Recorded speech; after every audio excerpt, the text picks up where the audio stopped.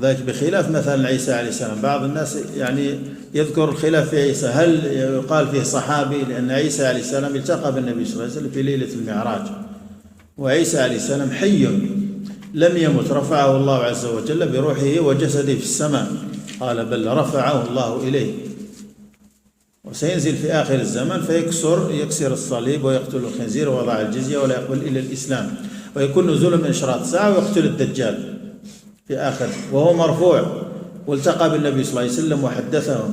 قال بعضهم هذا ينطبق عليه يعني تعريف الصحابي، لكن الصحيح أنه لا يوصف بالصحبة لأنه نبي ورسول من أولي العزم، والنبوة رسالة أفضل وأشرف من الصحبة.